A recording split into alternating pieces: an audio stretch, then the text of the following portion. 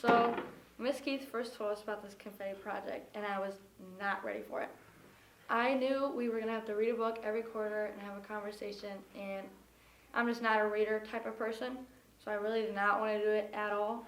It felt like an assignment to me at first, but I read A Case for Kindness, and I had a meeting with Dr. Crabtree, teacher of mine, and by the end of my meeting, I was actually almost crying, because I'm not really the type of person to confess my feelings or really talk to people about it.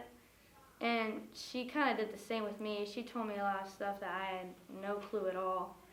And we got really close after that, and I just have so much better relationships with my teacher and actually want to go to school and, do books and read all about books and have meetings with my teachers. The Confetti Project is a project that was organized by Miss Keith over the summer as a form of trying to inspire kids, get them to read as well as grow communication skills.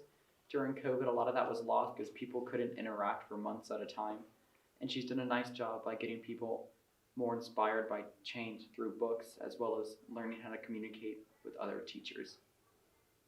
Another thing the Confetti Project is super big on is building relationships between students and teachers. So it's more of like you build relationships with your teachers that you have in class, but a lot of teachers that you don't have in class you don't really get a chance to talk to.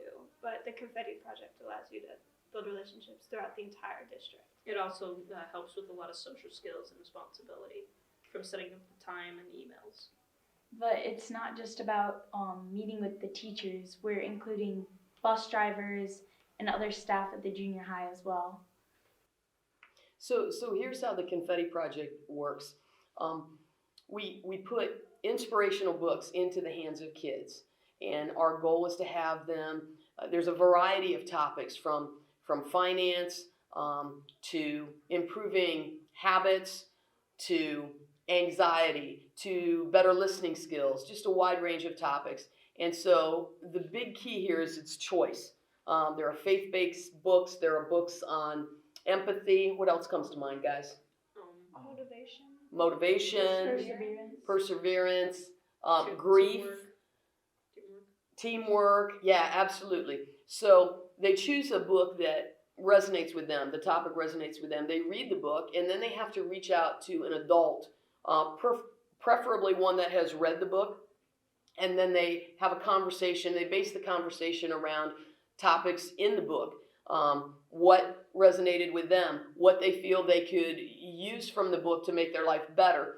This was a newer book. I think this is just the first copy that we have of this one, but it's a faith-based book. It's called The Garden by John Gordon. It taught me ways that I can apply God into my life to get through hardships that I face on a daily basis. I met with one of the science teachers, Miss Middlemiss. I had never spoken to her before because I didn't have her in 7th grade. I got to learn a lot about her because the conversation didn't just focus on the book. We were getting to know each other, just asking each other questions back and forth at first because we'd never spoken before. Mine is based on a military perseverance. So it's called Can't Hurt Me by David Goggins, and it's from how his childhood was like a nightmare, and what he did is he used a rule that got him through the hardships of his life. It's called the 40% rule. If you feel like you're about to give up, you tell yourself you're only giving 40%, and then you tell yourself, give yourself 100%, and you push through it. So I met with a high school teacher for this book, and his name is Mr. Harris, and he is a social studies teacher. He actually related to this book because he was in the military, and he did use the 40% rule in his life. Like, when he was in the military for boot camp, he used the 40% rule to get past the training. My book was The Seed by John Gordon, which is also a faith-based book like Breeze. It was mostly about like how sometimes you can lose passion in like a job or a sport or like a hobby or something that you were super passionate about before that you kind of just lost that over time.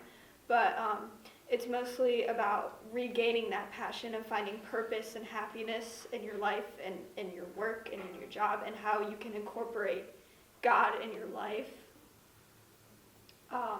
I met with Mr. Davis, who's a 7th and 8th grade teacher, I think, but he teaches language arts, and we were both able to talk about how we related to the book he's also a Christian, so we were both able to talk about how we can, like, relate to the book in the way that the author incorporated God into his life and found passion in what he did. My book is One Word by John Gordon, Dan Britton, and Jimmy Page. So over the summer, a lot of the staff members had to read this book, and Miss Keith had brought it up at the beginning of the year, and I wanted to read it because a lot of other people said it was interesting. And it's about how there's so much that happens in life now, like there's so much go, go, go. And it's saying that you should find one word that you want to live by, and like each day think about that word and think of how you could improve upon it. And I just want to add that I know that we've had 2 examples talking about faith-based books, and we're in a public school, and there's a separation of church and state. And I know she mentioned that sometimes, for whatever reason, she doesn't want to talk about it. And I think maybe there's this idea that because we're in a public school, we can't talk about it. Why can't we allow kids to be able to talk about their faith as well in a public school without preaching, without indoctrinating, none of that? So I want to emphasize again, yes, we include faith-based books because we think there's a need for that at this level, as you have heard. But we also include a variety of others as well. So I just want to make that point. The best book that I read was It's the Depression for Me by Maeve, Ronan. I really like this book because it talked about like switching your mind from like being negative to positive. A part that like really resonated with me was it talked about how instead of like when you get upset or mad, instead of saying like I want to die, you can say other things like I'm okay, and like changing your mindset to being more positive rather than negative, that it can like flip your mindset into being like thinking that you're okay and stuff.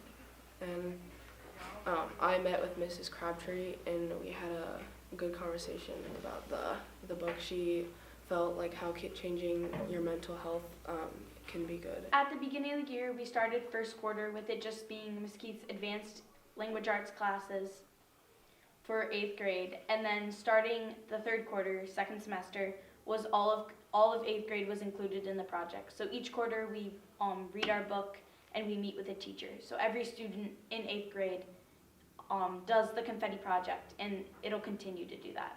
Mm-hmm. And part of that is because we had nothing. We were starting from scratch. So our principal, Mrs. Conley, found money to get 1 book for each of my advanced students, 2 copies, 1 for the student and 1 for another staff member. And we just started here at the junior high. I reached out to my colleagues and I said, hey, would you guys read these books and have a conversation? And they came along my side and they did that. So for the first 2 quarters, that's what we did. And then we were trying to generate funding. And we had an anonymous donor donate $600. Whoever that is, thank you. I'm appreciative of that.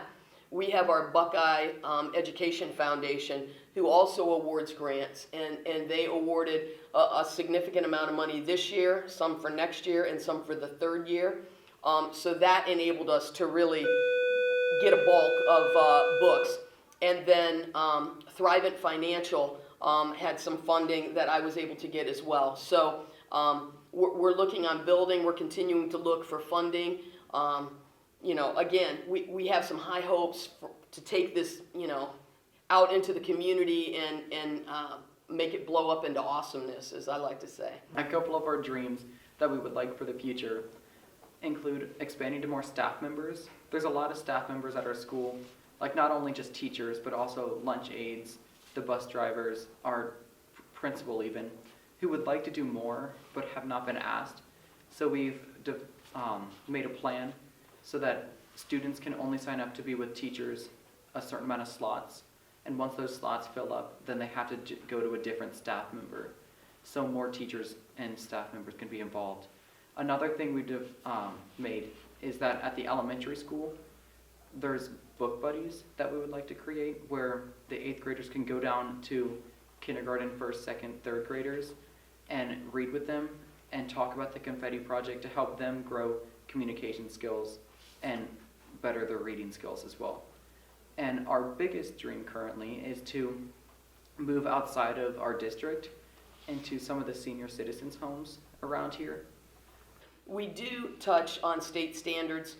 We cover speaking and listening standards with this. We cover text evidence because they have to pull big ideas. They do write an objective summary. So there is some component of the standards, but it's not heavy on that end. And I don't think the accountability questions that you do at the end seem burdensome at all. So I just wanted to note that. You know, we're not going rogue here or anything, but the focus is more about helping them become better people. Yeah, I read Tuesdays by Maury. It was written by Mitch Albom. I really liked that book because it dealt with the topic of grief a lot, and it gave me a more positive outlook on grief and how to really cope with it. I had recently lost a family member who was really close to me, and I feel like once I read that book, it helped me kind of think more positively about the situation, not in a positive way, but it helped me kind of calm down and get over some of the feelings that I was resonating with quicker and in a better way. I had this idea, and I sat down with my principal in the summer, and she was all on board with it, and so she says, okay, you need a name. And there was a time when there was the saying, spread kindness like confetti. And so she says, I mean, we want to spread inspiration, collaboration, growth. And that's actually the full name. It's the Confetti Project, inspiration, collaboration. You know, the inspiration from the books, the collaboration with the conversation, and then from that comes growth. So she says, how about the Confetti Project? And I thought that was awesome.